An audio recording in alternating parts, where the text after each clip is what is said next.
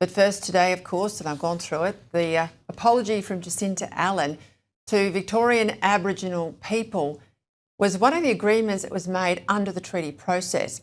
And it also follows earlier apologies. Of course, there was the one from Kevin Rudd in 2008 and more from Victorian Labor premiers. And the first one, of course, was Jess Kennett's apology back in 1997. What's the legal status of all of this? Joining me now, the Australian's legal affairs contributor, Chris Merritt. Well, we know these apologies are largely symbolic, but we know the treaties are not. We find out today there's $100 million settlements that were partly negotiated during the treaty process. Victorians didn't vote for a treaty. In fact, they voted against the voice and anything that looks and sounds like the voice, but they're copying it anyway here. Chris, what are the legal ramifications from here on in? Because with this new Aboriginal body in Victoria, every piece of legislation before the Parliament gets considered by the two houses in the usual way. But if it's Aboriginal related, and everything will be, it'll go to a separate Aboriginal chamber of the Parliament. Well, the implications, in my view, of the treaty and the arrangement you've just outlined are all bad.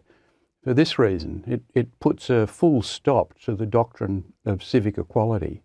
And why is that bad? Because it reverses the historic direction of reform in Aboriginal affairs. We moved away from race-based preferences and towards ever-increasing perfection of the concept of civic equality, equality before the law. That's the great victory of the referendum of a couple of years ago.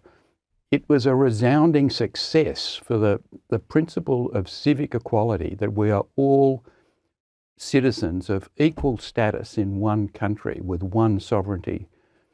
By signing this treaty and establishing a different civic status for Indigenous Victorians, it marks a reversal. It heads Victoria back towards those dark days of racial preference and civic inequality. And that can only erode public confidence in the democratic state that we've built in this continent over the last 200 years. You can see that in the address, the apology. It was completely unbalanced. Yes, terrible things happened in the past, but they happened to all sorts of people. Anybody who's got antecedents, who arrived in chains on a convict ship and has looked into what happened to them, would accept that. There were terrible things done to all sorts of people. But we've moved on from that. We've got responsible government, we've got equality of citizenship, we've got a country now that's the envy of many, and we've got people queued up to try and join us. The last thing we want to do is turn around and go back to the dark days of the past when race was a determinant of how you stood in society. I make the point that Jacinta Price has herself done so eloquently. It would be very hard to find an Aboriginal Australian today, someone who identifies as being Aboriginal, that wouldn't have other race blood in them. That's just the nature of our settlement. And it's sort of pitting one of your ancestors against another. And it's as though it creates, I guess, a preference for one part of your DNA over another, even if to yourself there has been nothing done, or even to your parents' parents.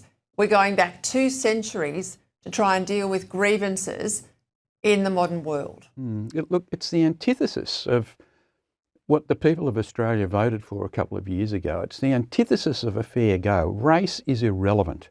It's how you conduct yourself. Governments and political parties can try and take a rise out of this by emphasising race, but the reality is Australians greet each other as they find them. Race is not the determinant of how you treat your fellow citizen. It's how they conduct themselves. It's just backwards.